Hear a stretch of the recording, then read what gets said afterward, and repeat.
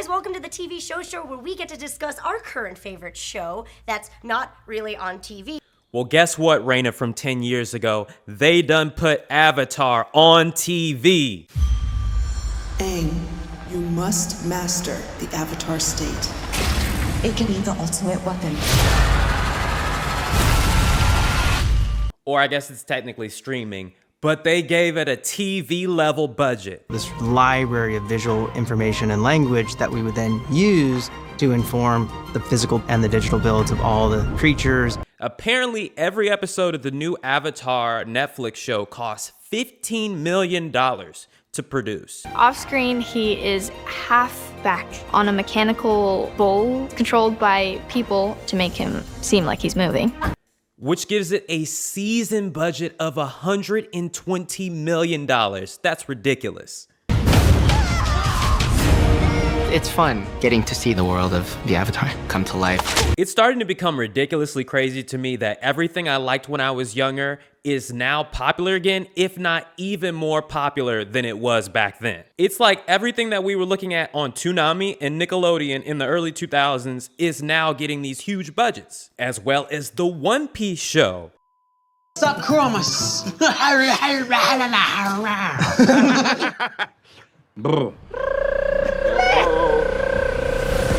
Sorry, do you mind if I start again? You're just a sad, lonely little boy who's wearing a... Which has one of the highest, if not the highest, television budgets ever. Eiichiro Oda is just counting his money, counting it. He was like, y'all doubted me. Y'all doubted me.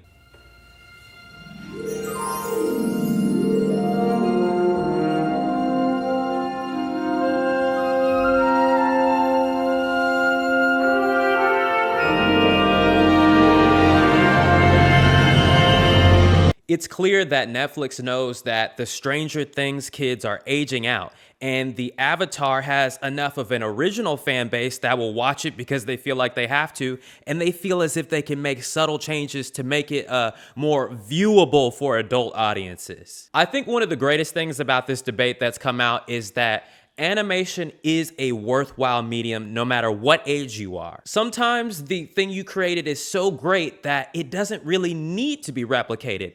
I'm happy that they're trying to, though. The thing is about Avatar fans is I think we have one of the most... Oh, wait, I got you over here. See, Oopie, I wasn't even thinking about you. The thing about Avatar is that we have one of the most toxic fan bases. If you follow any of the Avatar meme pages or see any Avatar posts, there's often a whole bunch of people under those posts just who feel deeply connected to the series. Like, we get it.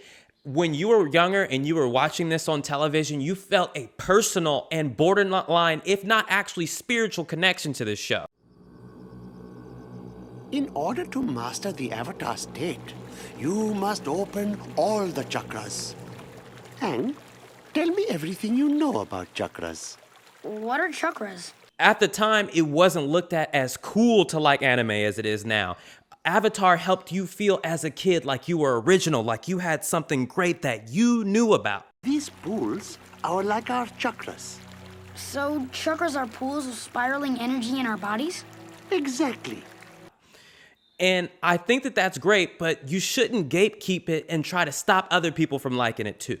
You are still a great person. You are still original for liking something when it originally came out. Now you have to level up and be, an OG. I know that's new. I know a lot of nerdy people don't look at themselves as being able to level up, but now it's time for you to level up in your fandom and be an OG fan. It's okay for people who didn't get bullied for liking cartoons and anime like it now. That's fine. It doesn't take away from your originality. The creek can't flow? Yes, but if we open the paths between the pools, the energy flows. Obviously, I have a really interesting connection with the show because we used to do a review show on SourceFed Nerd about Avatar: The Legend of Korra. TV show, guys, all about Legend of Korra. I had a great time. Did you guys have fun? I loved it. I don't remember anything we just said. I don't remember either, but it was fun. And just like many other fans, I've been a fan of Avatar since they showed the original commercial on Nick that was calling Katara like Kaya. Great He has a lot to learn before he's ready to save anyone. Or something which they made the mother's name. I remember seeing the first commercial airing for it, and me and my sister were so hyped. We're like, this is gonna be cool. And it was. I was gripped on this show every single week that it came out.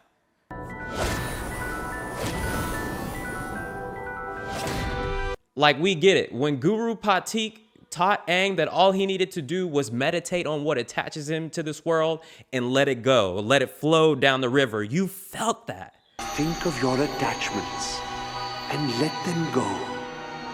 Let the pure cosmic energy flow. I felt it too. That personally is my connection with spirituality as well. What you got to realize what Guru Patik is saying is that attachment leads to loss. When you, and it's tough because a lot of people don't want to look at life this way, but the more you are attached to things, when you lose them, you will lose a piece of that enlightenment. So Aang was like, I got to give up my girlfriend. I mean, not my girlfriend, the girl I like. Yep. Tara's in danger. I have to go. No, Aang. By choosing attachment, you have locked the chakra. If you leave now, you won't be able to go into the Avatar state at all. Yes, Avatar: The Last Airbender is the greatest American cartoon in existence. But why does one of the creators, Brian Konietzko, pronounce anime like this? Avatar is an homage, a love letter to Japanese anime, but we were always conscious that we weren't trying to pass it off as a counterfeit. Anime is anime, bro. We get it. You smart and you know stuff. Just say anime. Say the colloquial. I don't care. We get it. When we saw Toph absolutely destroy the boulder, you felt that. And for the first time, being a kid felt cool. Like, it doesn't matter that you're this or you're that. You can be strong in this universe because of your willpower. The boulder feels conflicted about fighting a young, blind girl. Sounds to me like you're scared, Boulder. The boulder's over his conflicted feelings. And that's my beef with a lot of Avatar fans. They are very pretentious about liking Avatar. And it's like, are you really that special for liking something that's perfect and really amazing? Like, it is a really great thing. Like, duh, you're supposed to like that.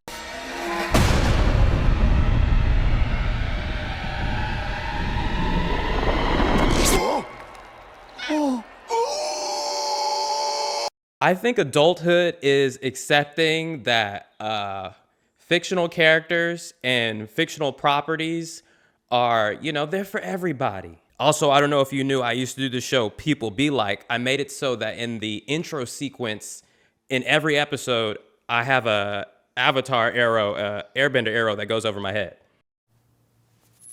Claire! Hi, I'm William Haynes. I bet kids would do a lot better in school if they had to post their report cards to Instagram instead of their unfunny text message conversations. And I bet adults would do a lot better in life if they had to post their credit score on Instagram too. I think I just solved the whole world. I'm Obama. I did it better. You're watching People Be Like. And even to this day, Oopie is always here. My flying bison.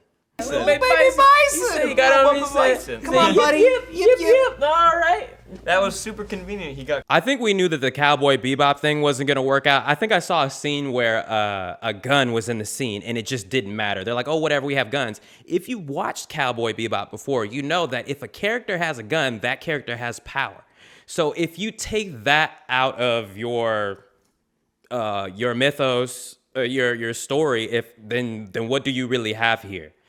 Also, my thing with all these live actions that I think is a lot of people's problem or whatever is that a lot of them, for some reason, despite these huge budgets, they still look like they're out there in cosplay. This is a cosplayer, which is actually more show accurate now. I know, okay, show accurate. But as a chick, I'm gonna tell you, I would not be comfortable in that outfit. I would also can see where that would be kind of a little bit troublesome when you're trying to do action scenes. People keep. And like, you know, I know a lot of cosplayers and I've seen some really amazing cosplays, but yeah, it's just a little bit too clean. It's a little bit too perfect and it's a little bit too spot on. I did not finish the One Piece live action, but I was really impressed with a lot of them and a lot of the redesigns. I love how the Marines look in One Piece live action. I really do. Also, I like how in One Piece live action with the sandals thing, they're like, yeah, you know what? We're not really going to do the sandals thing. Also, what's great in the One Piece live action is that they take their outfits from different arcs and put them in the show. Like, I was like, I'm pretty sure that's Zoro's shirt from the Dressrosa arc or something like that. And when they had on suits, I was like, I've seen this before. So it's come a long way. I'm just glad that these huge companies have realized how much money they can make off nerds. I don't know if we will ever experience this again as millennials where our taste dominated pop culture. So, you know, next thing we know, Paw Patrol is going to get a $120 million season on Netflix, and then it's past us.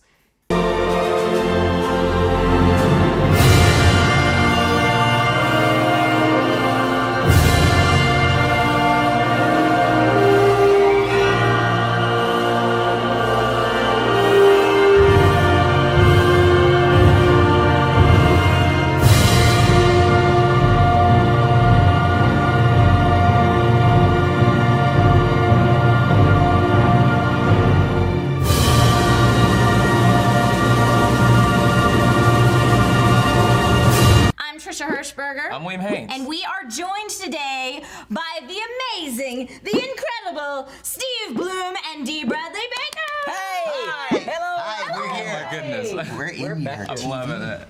So, Will and I are 100% fangirling out a little bit right now because you guys have had such amazingly awesome careers and you brought that much talent into this studio. Like, I'm shaking a little bit. Oh. It's crazy. Yeah. We're sorry to disappoint you. That might be my breath. I'm sorry. Has that effect? Listen Would to you your like to cut me voice. here? Go ahead. Oh my goodness, Yes, look at yes. this. I like that we're starting with Just boob a man's profits. boob. There was no. Oh my goodness. Live coverage on the web. You've already brought. Can you bring some life to Oopie again? Just.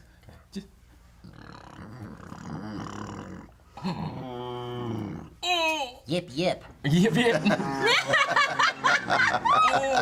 See. So, gentlemen, tell the folks at home a little bit about what you do, what you're working on now, what you're excited about. This is Steve Bloom, D. Bradley Baker. This week we're a couple of box trolls in the Box Trolls movie. Yay! That features box trolls are in the movie, and you can go see it, and it's a marvelous, fun movie. Marvelous. About box trolls. About box trolls. We're kind of like brotherly box trolls. We also play brothers in other shows like Legend of Korra. Yep. We played Tarlok and Amon. Yes. In the first season of Legend of Korra. Yeah. No. And they were not box trolls; they were humans. Yes. And we're in lots of cartoons. and Animated games. humans, anyway. Animated ones. I guess. And that's just your voice. Amon is just your voice. Yes. Yes. How can I get a voice like both of you? Well, scream at your children. Scream at, do smoke a bunch of cigarettes, have some children and scream yell. at them. That's it. Does it. Get on that, Will. No, A don't bunch do of that. kids. I'll be down there. Don't do that at home. If I had a daughter, I'd don't do. First, you got to get a daughter, and then we'll talk. That'll take me approximately years. Yes. We got time. We got time. Okay, we'll stay Yes, here. I will. So, since you guys are our guests today, who would like to pick out of the bowl first? Oh, D, you go ahead. Bowl picking. Do it. Here I I'm come. an expert bowl picker. Boom. Get it. So tell us Do who I it's read it? from. Yeah. Yep. So read who it's from Okay. and read the. Melissa Denton writes at Noxid Asylum. Yep. That's with two S's there. You see what she did? Hashtag Table Talk. Question for Bloom and Baker. So far in your career, because we both have a single career, what has been the most difficult thing that you had to face as a voice actor? Oh, I'm excited to hear this. What is the most difficult thing that we have had to face as a voice actor? Traffic. That's not true. That's the job. I mean, that's most of the job. Is it true that you guys like show up in like no clothes? I mean, some clothes, but like I'm in my pajamas. That's not voice acting. Although we are in the valley, and there are people that show up for work in with no clothes. Yeah. I see where you're hinting. We at. limit our clothes, though. We don't have to wear fancy clothes. No. What's the most difficult thing about voice acting? Like I've heard horror stories where people have voiceover auditions where it's like, oh, I have to sing this song while well, it sounds like I'm eating an apple, but they don't actually have an apple. They just have to do that with their mouth. Like, stuff like that sounds crazy That's to the me. best part of the business. That's, Yeah. That's what we did when we were It's kids in sandboxes. fun when they so, throw you something yeah. impossible and you try to come up with something that works, that makes sense and that lives. Like the Box Troll movie that's opening up. September 26th at a theater near you. Oh, wow. That's Fish. I play Shoe and Did you Sparky. see what we did there? That was good. So what's the hardest thing you've ever had to do?